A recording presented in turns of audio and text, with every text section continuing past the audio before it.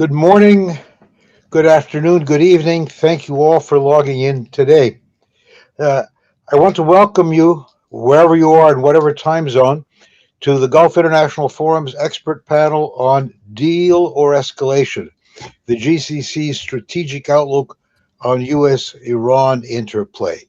This is perhaps the least discussed and most important part of the current crisis.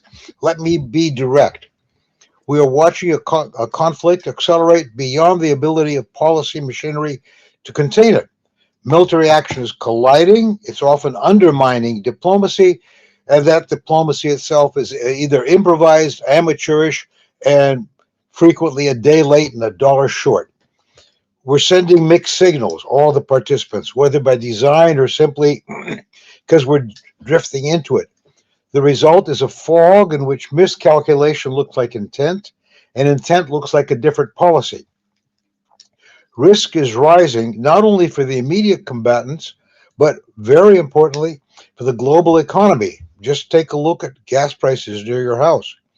And to put it bluntly, the GCC states are bearing a disproportionately significant cost in a war they did not start and had worked very hard to avoid. They've suffered great revenue disruption.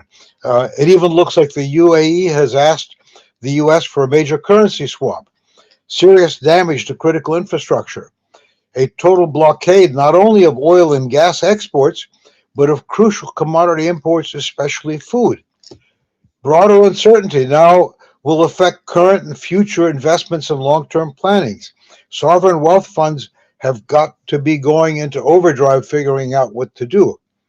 And even if the fighting were to stop today, the aftershocks will persist. That reality will shape their strategic calculus going forward. And the consequences of this crisis will worsen geometrically if this crisis is paused rather than resolved. There's also a broader structural point that I keep in mind. The U.S. no longer fights wars that require full national mobilization. In earlier times, World War II, Korea, conflicts absorbed a double-digit share of GDP.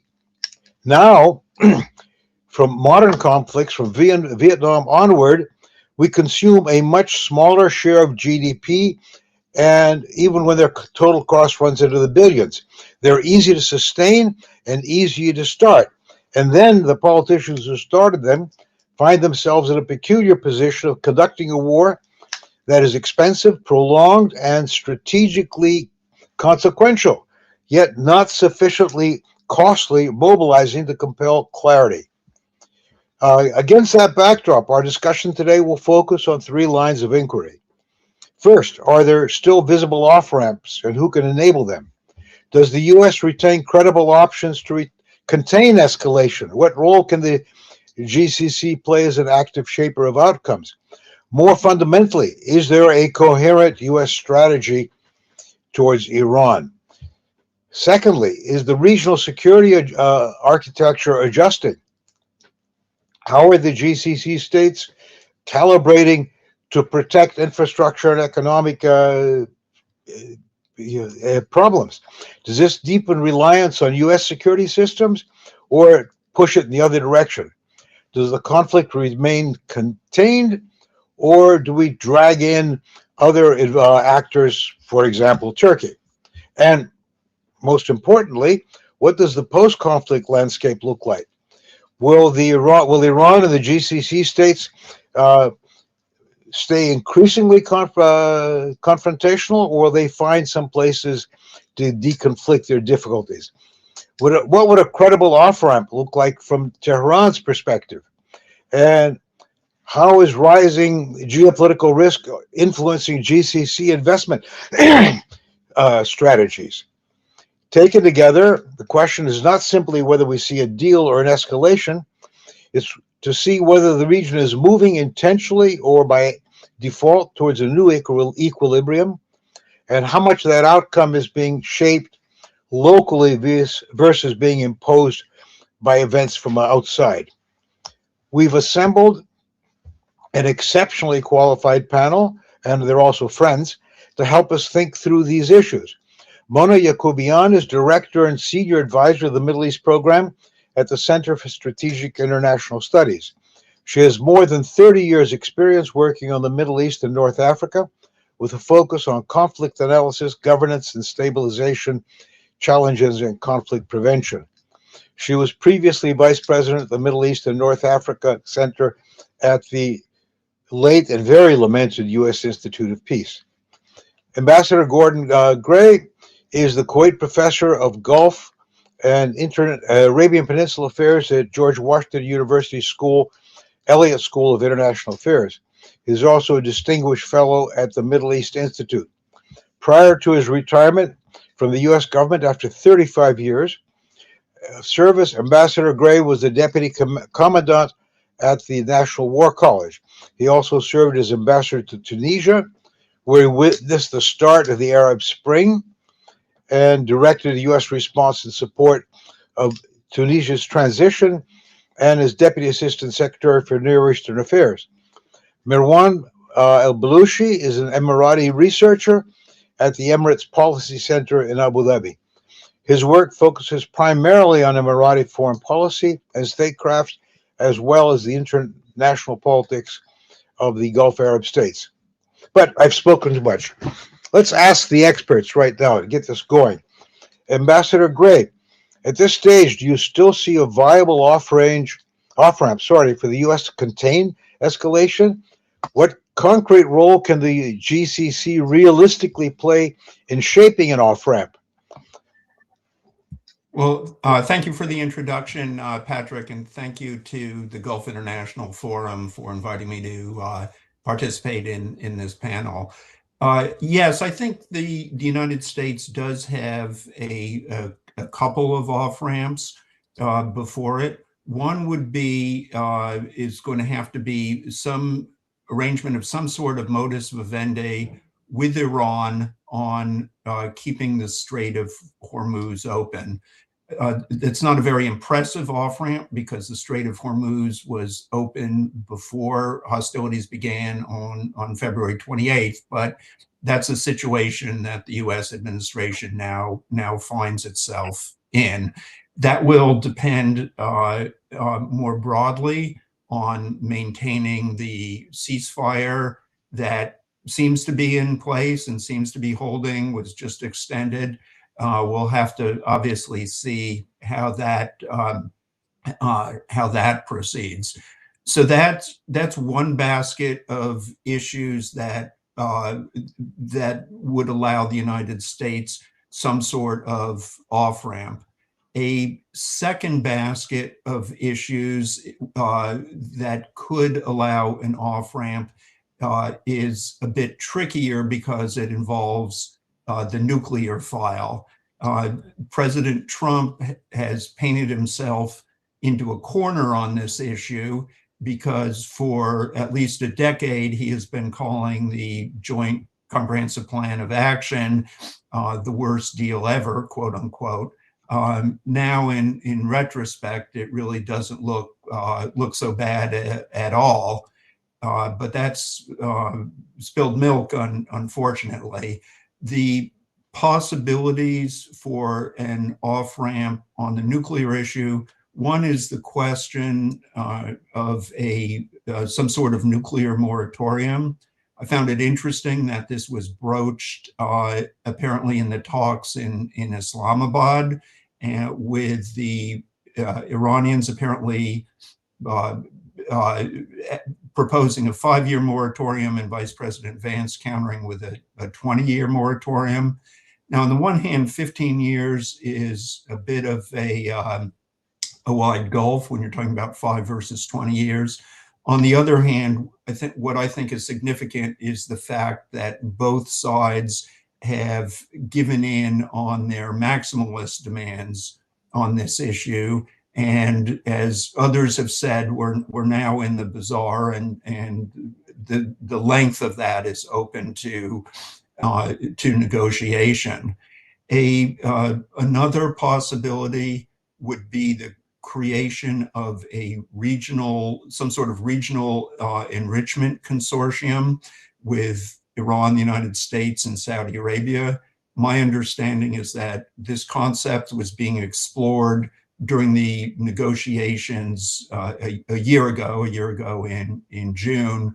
So that is a possibility as well.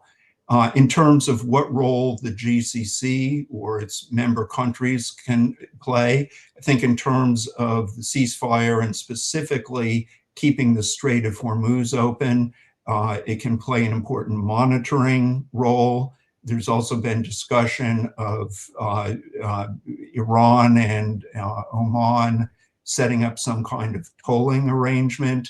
I'm, as both an American consumer and a believer in freedom of navigation, I'm not a fan of setting up a toll to pass through for ships to pass through the Strait of Hormuz, but nonetheless, that is a possible off ramp. And then in terms of the nuclear issue, is as I mentioned, if that was a regional consortium, then Saudi Arabia, perhaps the Emirates as well, could play an important role. Yeah, Gordon, that's a good, solid review in this scene setter, in a sense. I have one question that at the back of my mind keeps coming up. How much time do they have? What are the, what's pushing the time on this one? I mean, certainly right now there's a gas station not far from my house that actually hit $5.10 for a gallon. It dropped down after that. But the whole, I've been trying to book tickets for my family to go to Europe this summer, and I can't get the BA website to give me a price. How much time do we have before the consequences of what we started start to really put some pressure on the players?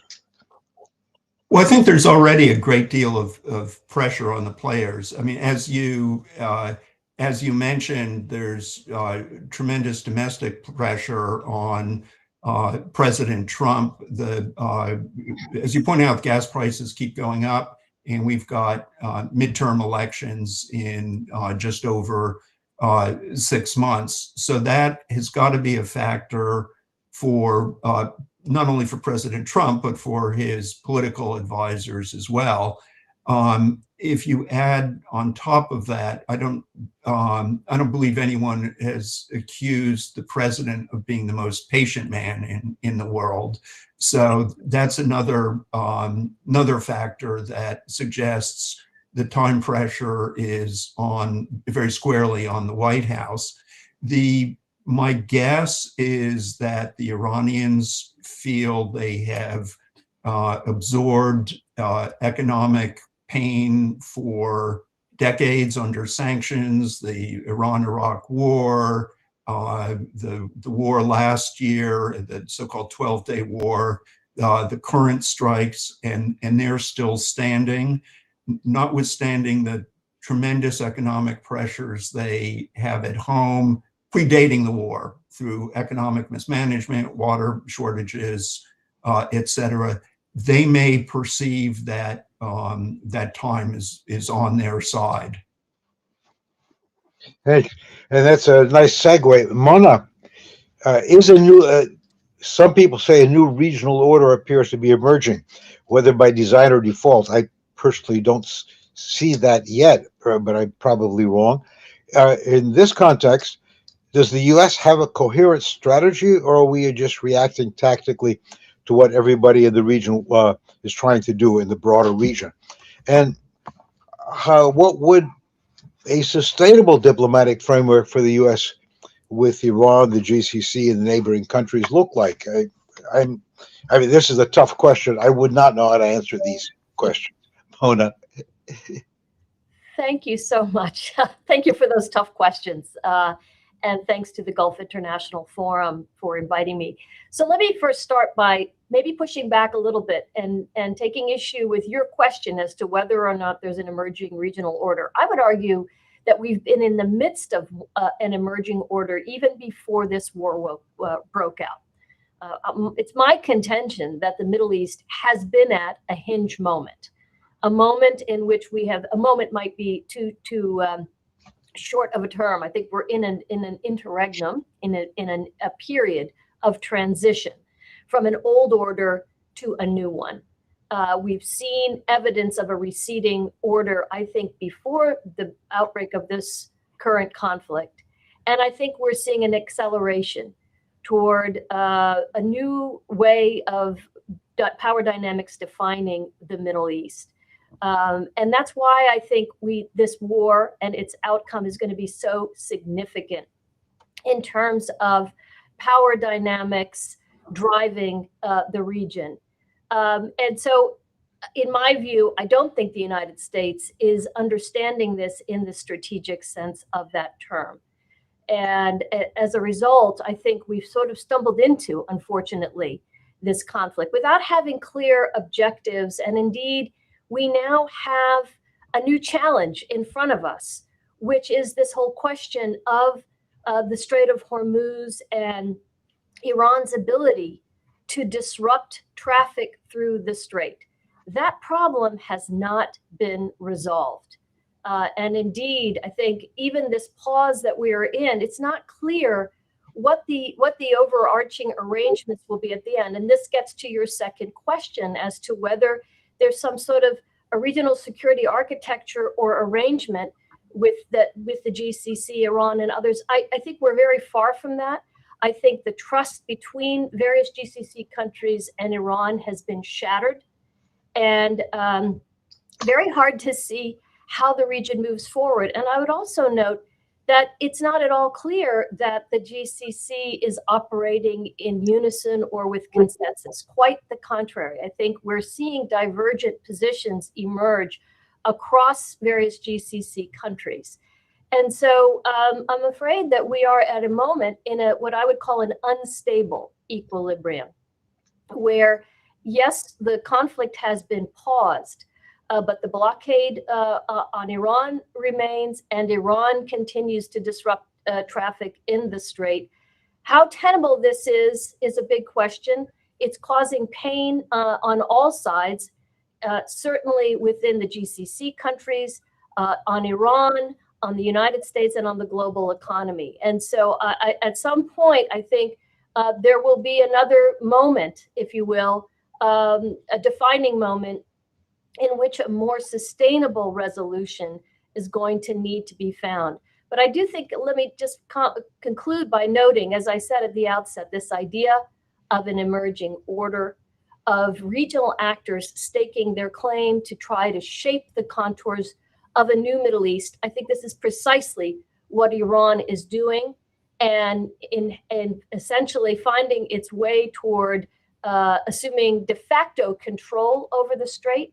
This provides it both with a deterrent against future attacks, whether by Israel or the United States, and it also allows it to stake its claim in this emerging order and to, in essence, signal the region that if the region is to prosper economically, it cannot do so without the participation of Iran.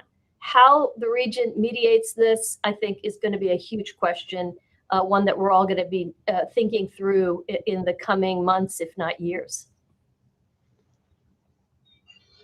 Mona, thank you. Very quickly, one comment that I kept making to people before this all blew up was that the Gulf had replaced the Levantine Arabic states as the center, as the economic, cultural, social, political center of the Arab world, as the powerhouse.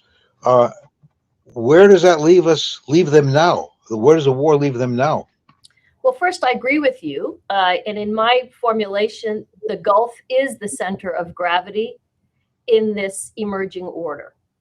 But I think exactly to your point, there are now big questions about the vision that various GCC countries have put forward with respect to being a super connector region, whether it's via the most, the busiest air hubs in the world in Dubai and Doha, through the transformation of their economies, the diversification of their economies, building out AI and other sectors. All of that was part and parcel of this emerging order and part of the Gulf's vision in particular. again, I think it's Iran that's saying, hold on a minute, not without Iran, not without our participation. Now, how that works, what that looks like, I think is a big question. But that being said, I don't see a shift back to the Levant itself struggling, Syria emerging from conflict, Lebanon in the throes of conflict, Gaza, of course, and that unresolved conflict between Israel and the Palestinians. I don't see the Levant resuming the mantle of the heart of the region. But I do think there are going to be big questions going forward as to how it is that the Gulf countries restake their claim as the center of gravity. What does that look like going forward? Again, given this asymmetric power that Iran has now seized with its virtual de facto control over the strait. So, in essence, the United States opened the door for Iran to upset a development. Marwan, how do you expect the GCC states, and particularly the Emirates, defense strategies to evolve in the post-war period? How do they protect critical infrastructure and economic, as well as their economic ambitions? You know, how do they structure themselves? Will it include more of the U.S.? Will it drive Gulf unity, or is sort of the old feuds accelerating? It's a complicated question. So, yeah, so thank you, Ambassador Theros, for the complicated question, and thank you for the Gulf International Forum for the invitation. Yes, it is a complicated question, and I think this will keep military planners in Abu Dhabi and across the Gulf busy for the foreseeable future.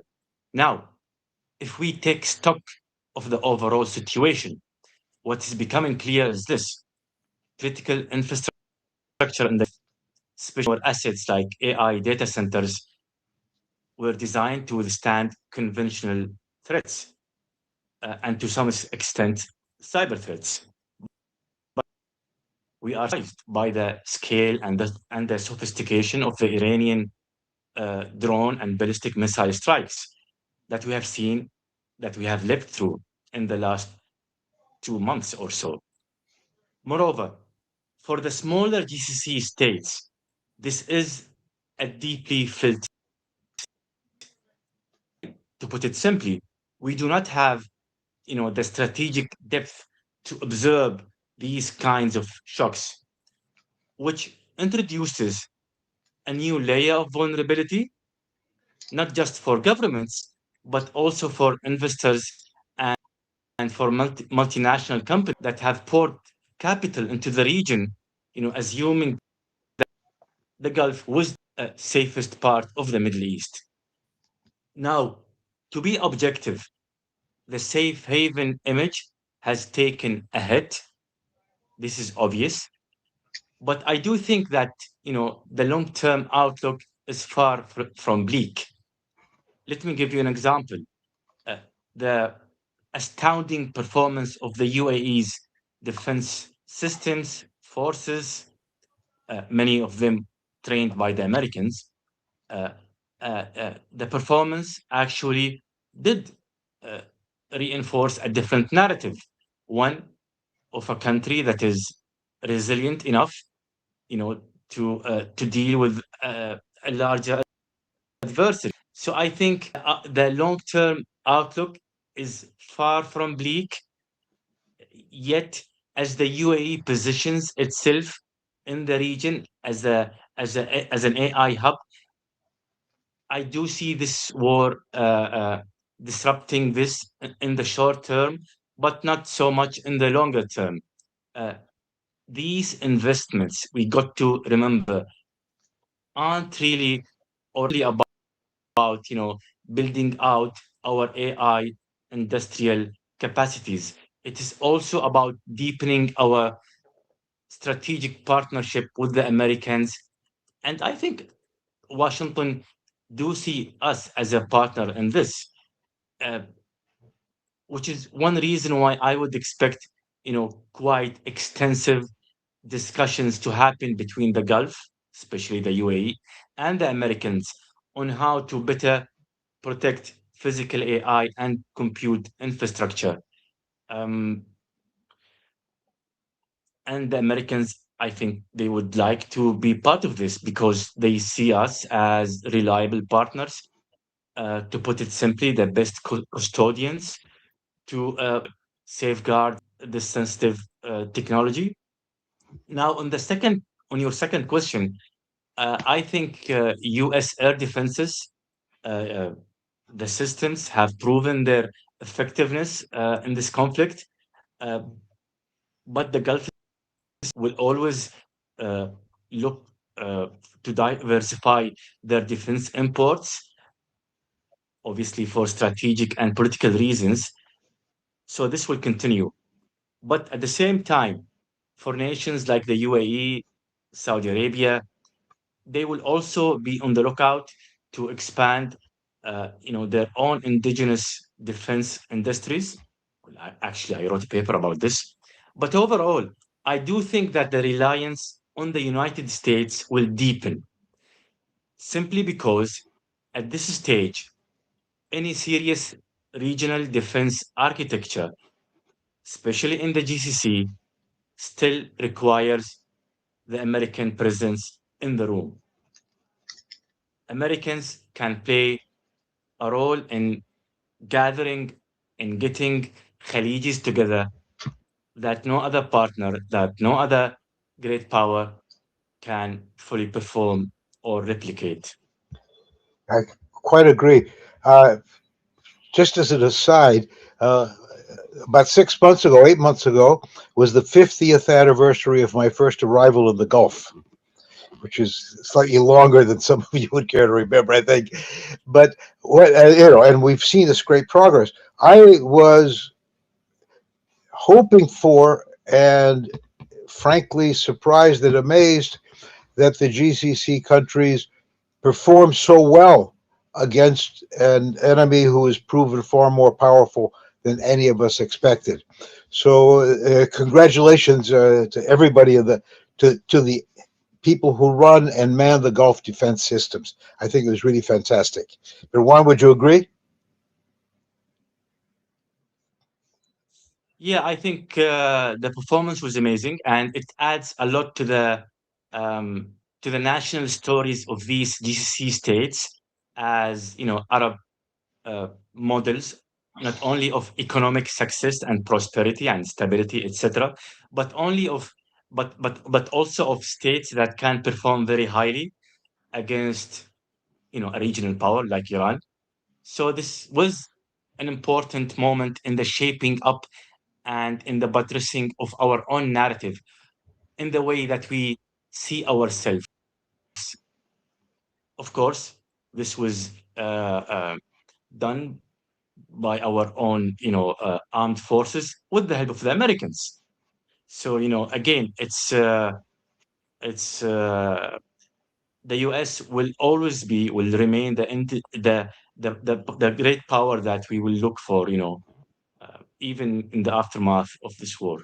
Yeah, thanks.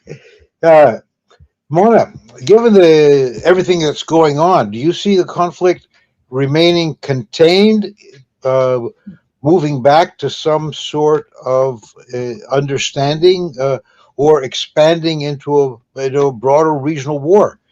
Can Are there other actors who can play a role in preventing further escalation? Because the entire world has an interest in doing so. Well, I think it already is a pretty significant regional war. I mean, we should note that within 24 hours of the conflict starting, Iran escalated to such an extent that it had targeted 9 countries around the region.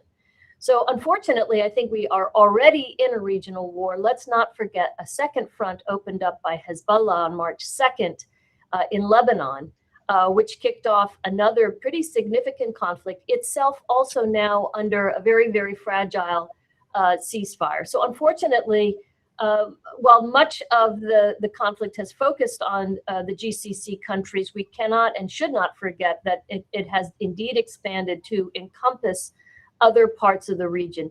In terms of de-escalation, here again, I think we're seeing these shifting dynamics. Part of the Gulf's ability to establish itself as a center of gravity was its mediation power, its ability to de-escalate conflicts both within the region and even beyond the region. Unfortunately, the Gulf now is part of the conflict. And so we're not seeing the Gulf able to step up and play that role of mediator in the way that it has in the past. We have seen, of course, Pakistan play a key role, Turkey as well, you've mentioned. I think both of those countries, along with Egypt, are able to play this mediating role. And this is going to be critical going forward in order to find a sustainable off-ramp. And I do have to say that I think while the Emirates have performed extremely well under the gun and having received the highest number of drones and missile strikes of any country in the region, it does raise the question as to how sustainable that posture is. China also is, I think, in an interesting position where I think for a while the Chinese were happy to stand back and watch this conflict unfold. They learned a lot about how the U.S. fights its wars. I think they've seen the U.S. in a sense tied up in a pretty significant conflict in the region, and they've been able to sustain the energy shocks by virtue of their own very significant energy oil reserves. But I think we are seeing the Chinese now step up a little bit more and play more of a role in terms of encouraging the parties toward the table, in particular Iran, but by virtue either directly or through their strong ties to Pakistan. So, going forward, we're going to have to see whether these efforts at mediation yield some kind of a durable outcome. And here I think is the real challenge, is that yes, we could perhaps find a way to quiet things, but I fear we're in a new normal, and it's not yet clear, what the path forward will be that will be sustainable for the countries in the region. Gordon, that is a great segue into my question. We are accused of having an incoherent foreign policy right now. And you and I, when we were sitting behind ambassadorial desk, would have come up with some clever answer to say that we're not, that we know exactly what we're doing. Do we? And if we do, what do you think would be a credible platform that can be framework, that can be sold both to the American people and to the Iranians to de-escalate, de-escalate in the sense of stop the shooting and open the straits? Well, you prefaced your question by talking about when you and I were respectively behind ambassadorial desks, and I think that points to the first problem that the Trump administration has, and it's a self-inflicted wound. Look at how many of the countries involved in the conflict do not have U.S. ambassadors sitting behind a desk. Saudi Arabia, Kuwait, Qatar, the UAE, it's Egypt. It's diplomatic malpractice, and I'm being mild in calling it that. Nor do I see a coherent strategy from the United States whatsoever. The objectives that the United States seems to have tend to shift on a daily basis, sometimes on an hourly basis. The original objectives that were set forth were confused at best. One objective was regime change. There's a difference between decapitation and regime change that seems to have escaped many people in the White House. The talk about protecting Iranian protesters that we heard in January with all the bravado about the United States being locked and loaded, that's gone by the wayside. I haven't heard that recently. Different people in the administration are speaking with different voices. If you look at what Secretary Rubio posted on X on March 30th. He had a very limited set of objectives, and no mention of the nuclear file, et cetera, et cetera, et cetera. So I don't see a coherent strategy at all. As I said before, I see President Trump as being fairly impatient about this. So I think the U.S. objectives are going to become more and more limited. I think they're going to be primarily economic ones, keeping the Strait of Hormuz open, maintaining the ceasefire to create the conditions for that, and there'll have to be some kind of face-saving nuclear agreement so that Trump will be able to say, whether accurately or inaccurately, that the deal he won is better than the 2015 JCPOA that he abrogated in 2018. Okay, and that's a nice segue to Marwan. American policy is still ill-defined and perhaps undefinable. But for the Gulf states, there is a reality that you are sitting on the, how can I say, on the left bank, the right bank, excuse me, of a waterway that is occupied on the left bank by Iran. You're stuck geographically with them. How do you assess the short-term and the longer-term GCC relationships with Iran in no matter what scenario we follow?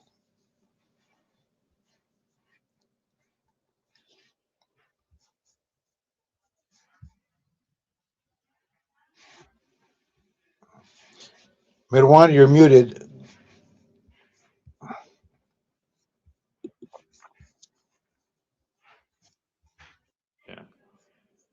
So I think it would be an understatement to say that the threat perceptions in the GCC, especially in the have simply increased. For in the region, these perceptions now verge on the existential. And what is important here is that this shift holds both scenarios, escalation and de-escalation. There is now a growing conviction that it is no longer viable to deal with Iran using the tools and the strategies of the past, whether that is economic incentives or externally brokered rapprochement like those we saw with Beijing. And this helps explain why the UAE has been quite clear and quite firm. And it is, I wouldn't say opposition, uh, but skepticism toward a temporary managed de escalation between the US and Iran, which might deliver short term stability, but won't really address in any meaningful and structural sense the range of threats emanating from Iran towards us. So, against this backdrop, Gulf states will, of course, follow closely the ongoing US Iran talks. More importantly, they will be focused on the nature and the ability of the guarantees that they expect to receive from the Americans going forward. And I think it's important to stress that the issues goes beyond security guarantees alone. GCC capitals are also looking for greater clarity on what actually represents acceptable state behavior, meaning Iran, and what kinds of actions can be tolerated or managed within defined thresholds. Um, Finally, I would say this. It is important for GCC states to have a meaningful voice at the negotiating table because exclusion at this stage would be quite damaging to our collective regional security, especially at a moment when the broader security norms of the region might be about to be reshaped. Marwan, I absolutely agree with you. I've spent a career, as has Ambassador Gray, where the United States decides, uh, works out uh, the problem of the issues, and then informs its allies. We've got to get beyond that, take our allies much more seriously than they have in the past. Gordon, uh, with that segue, uh, what from your perspective, what would be a credible off ramp for Iran, uh, and how might that shape Iran's post-war posture, both towards the U.S. and the GCC? Well, I think that Iran may well, or the Iranian leadership may well perceive that it's got the upper hand. I say that notwithstanding the tremendous damage that that has been inflicted by the U.S.-Israeli bombing campaign since February 28th.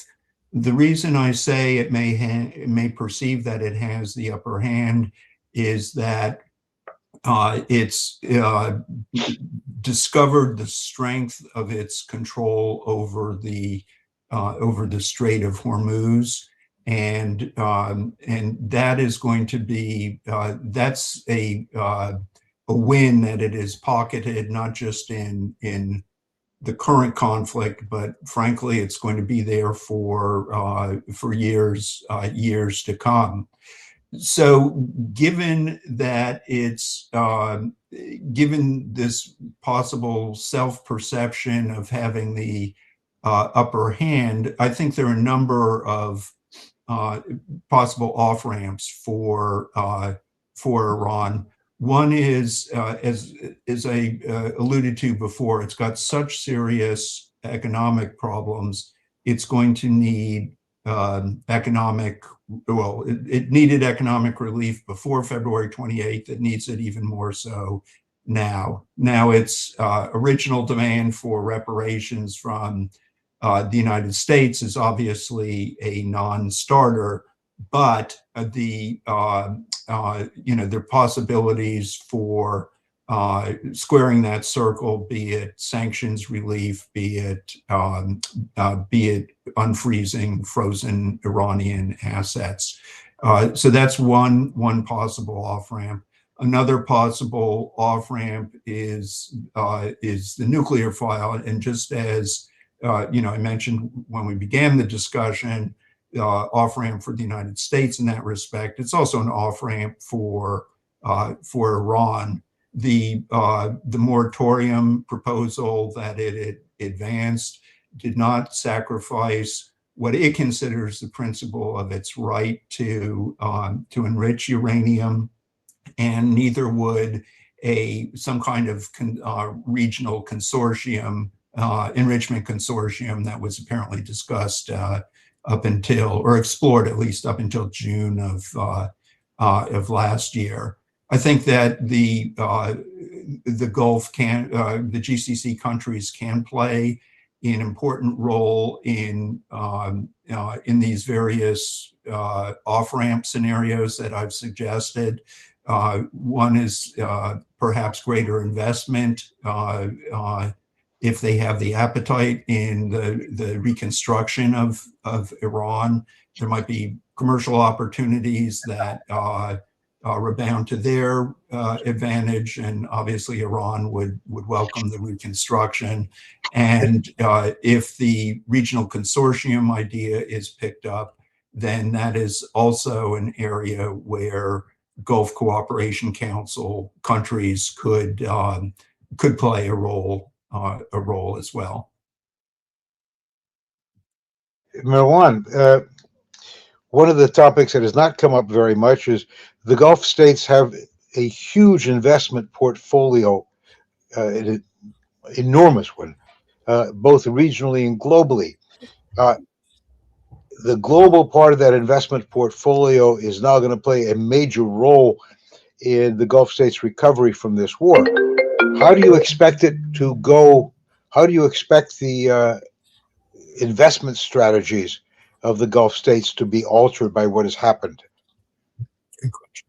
I think the GCC states are not simply going to adjust their investment strategies.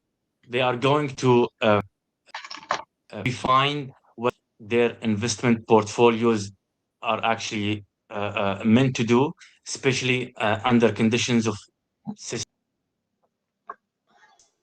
that like the ones that we are living right now. Uh, so there might be, four trends going forward: pure We return are having. seeking Could you toward repeat your more resilience oriented capital allocation. I think, sorry. We are. We can't hear you. It sounds like there's been a break or a static of some sort. You seem to be frozen.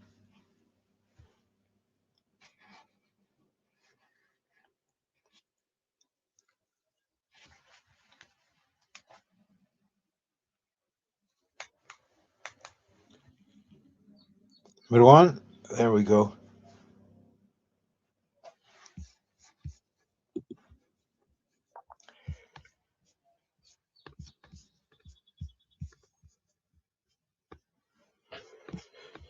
Well,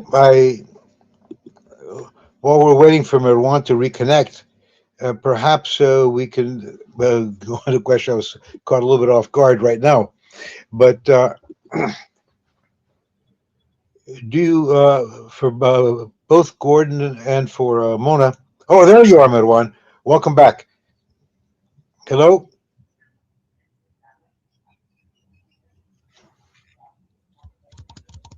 Hi. Your voice is almost lost.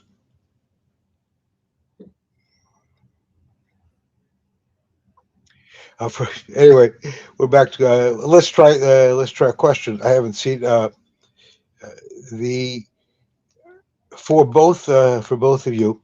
Uh, do you see a longer term disengagement from the United? Just reading a couple of the current foreign affairs. The current foreign affairs generally has several articles that imply that Israel will be the big winner in this war, and that it will be able to strengthen its ties and become an indispensable partner for the Gulf states going into the future. Do you see this, Gordon? I don't see Israel as the indispensable power for the Gulf powers. I think going back to what Mona was saying before, I think we're at an interregnum point as our partners in the Gulf are um, uh, asserting themselves. I'm not trying to put words in Mona's mouth, but asserting themselves more. And I think as part of that, there's going to be a great deal more strategic hedging by the Gulf partners. I think we've seen that for a while. I think it intensified following the Israeli strike on Doha on September 9th of last year. That was followed very quickly. I think it was 20 days later that Saudi Arabia and Pakistan signed basically a mutual defense pact. I think we've already seen the hedging in economic terms as the Gulf has diversified its economic partners, particularly looking to China. Now, that doesn't mitigate against eventually the Gulf diversifying its strategic partners to include Israel. But I do think that it mitigates against Israel becoming the sole indispensable security partner for the Gulf countries. Sorry, Marwan, I let Mona answer the question which I'd asked. There are articles in Foreign Affairs magazine that seem to suggest that the future forward is Israel becoming the indispensable partner for the Gulf states. Mona? Well, I think I would pick up on Gordon's comments and heartily agree with what he said. I mean, I think that, again, as we think about this idea of an emerging order in the Middle East, in my view, it is defined a lot by the agency of actors in the region. And we are seeing two key actors in the region, two key stakeholders exert their influence. Iran through its asymmetric capabilities, and Israel in partnership with the United States, as without a doubt the most powerful military actor in the region. But I think the GCC countries are reluctant to acquiesce to Israel becoming the regional hegemon. While there is deep distrust, a sense of existential stakes with respect to Iran and its behavior, that doesn't translate into, and therefore we will bandwagon with Israel. I think there are also concerns about Israel and its ambitions. And so therefore, as Gordon rightly points out, I think we will see quite a lot of hedging. I think we are seeing that this evolving order in the Middle East will be a multipolar order. Gordon rightly points out the example just after the Israeli strikes on Doha of the Saudis and the Pakistanis announcing a mutual defense pact. We've seen Pakistan step up now in a diplomatic role as well. The Emirates announced a mutual defense pact with India. And as we've noted, China is also playing a key role in the region. So my view, we're going to see a lot of hedging. And frankly, it's going to be very hard to see the contours of the region in the immediate future. I think, first the dust has to settle. It has not. And then we will see how various actors choose to pursue their interests. Well, in that sense, we have Lebanon under a great attack at the moment from Israel, despite the fact that there is a nominal ceasefire in place. The Israelis occupying part of Syria. How do Iran and the GCC states see this? How will they get involved more, or do you see them disengaging? Mona? So I think on Syria, what's clear is Iran is no longer an actor of influence in Syria. With the collapse of the Assad regime and this new transition government under the leadership of Ahmed al-Shara, what we've seen is a deepening of ties. And I believe Shara is in the Gulf today, but a deepening of ties between Syria and the Gulf countries. The idea had been, prior to the outbreak of this conflict with Iran, that the Gulf would play a key role in supporting Syria's stabilization, in particular Qatar and Saudi.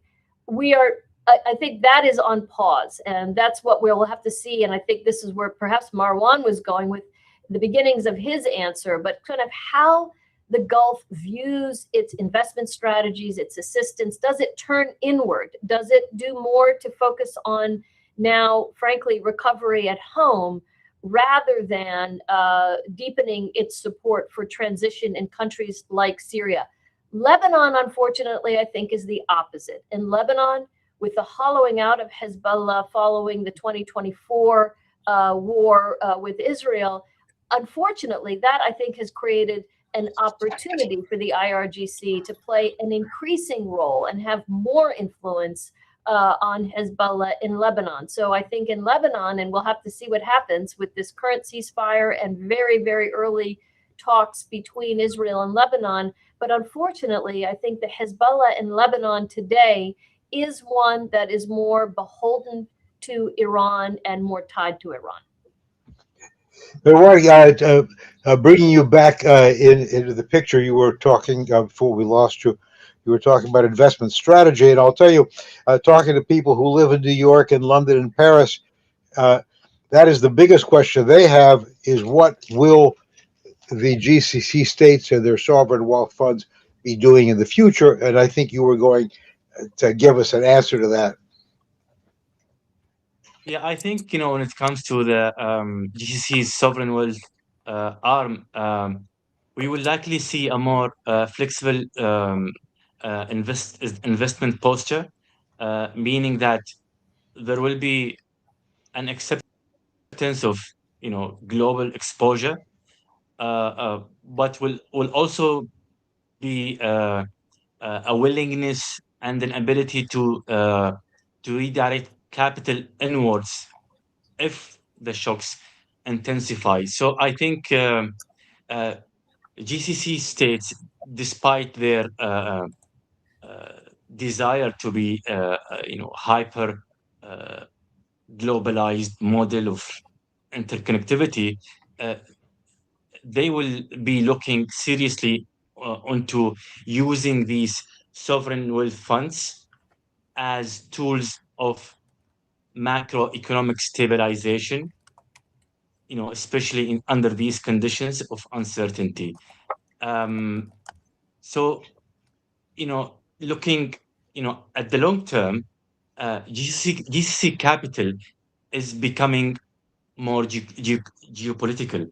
It has always been like that, but there were always um, variations along the way. Right now, it will not only be used to generate returns, but also to build resilience at home and to hedge risks abroad. And more importantly, especially for the UAE and I think also Saudi Arabia, it will be used to reinforce strategic autonomy in an untested regional environment. Okay. Going on into the region at the moment. What will happen? Another issue that has come up in several conversations that I've had is: do you see a larger role for India, and as well as Pakistan's agreement with Saudi Arabia, which and your defense agreement with India? Uh, Given that between India and Pakistan, this represents probably three-quarters of the expat population residing in the GCC states right now. Where do you see their role playing out? Will their conflict perhaps play a role in what the GCC is trying to do for future security? Marwan first. I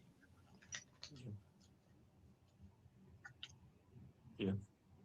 So I think these agreements with Pakistan and India, uh, we still have so much time to see their efficacy. To see the return on investment.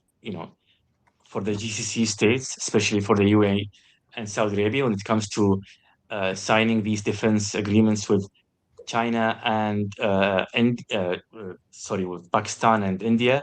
Um, I don't think it will be, uh, um, you know, um, decisive for the security architecture of the Gulf. And so, there is so much time to still, there's so much, time in our hands to see the efficacy and the results of such agreements. Mona, Gordon, any comments on that? I would agree. We still need more time to see how this all plays out. The other uh, question, again, staying with India and Pakistan, that fascinated me. We now have two GCC countries that have a defense agreement. We don't know how tight it is, but nevertheless, with two non-NPT nuclear powers that are also rivals themselves, that have a long history of shooting at each other on regular occasion. Uh, how much does the Indian and the Pakistani nuclear arsenal play in the calculations of the GCC states, in your opinion, towards keeping in mind that the two countries that they fear the most, Iran and Israel, one is a nuclear power, and the other, we all fear, is racing to become one. So where does that play in this? I'm happy to jump in on that question. I mean, I think that, as you rightly point out, if anything, the rationale for Iran to sprint toward even a crude nuclear device, I think, has only become stronger as a result of this conflict. And so, unfortunately, what I fear is that we will see the Gulf countries then also incentivized. Should Iran go nuclear? Let's hope not.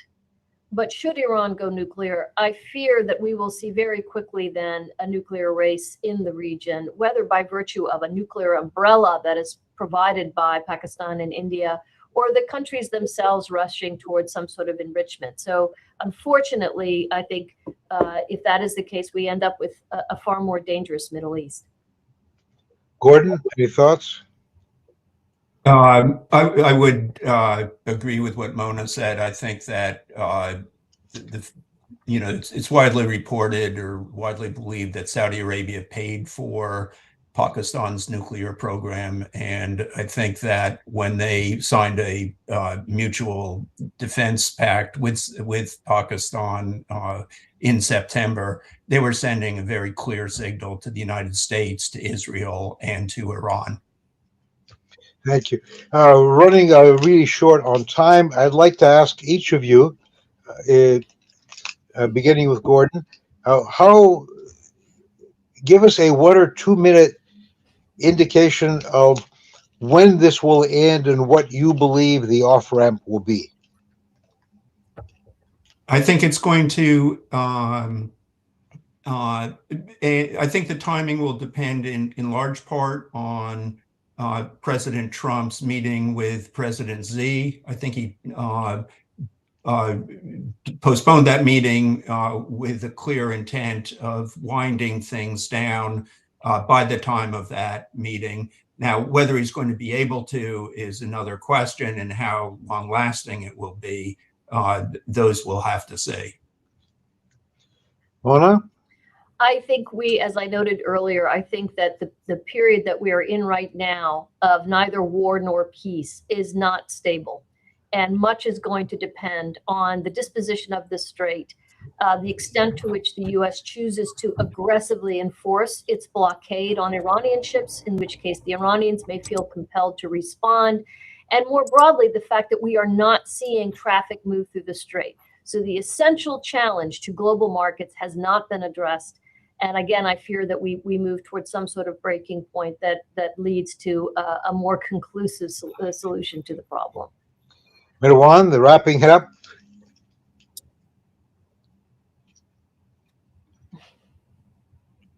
Yeah, I think it will depend on how the Trump's administration will deal with Iran's own feeling that it has the upper hand, at this moment. So it's fine for the Americans to have their own tactics and strategies, but at the other hand, Tehran, they do feel upper hand. So there might be a compromise some way. Don't know how it will look like. Okay, thank you all. We have what I must admit are smart but incomplete answers to a situation for which there is no answer at the moment. Thank you all. It's been great. We look forward to seeing you soon, and hopefully I'll be seeing people in person as well as on a computer screen. Thank you.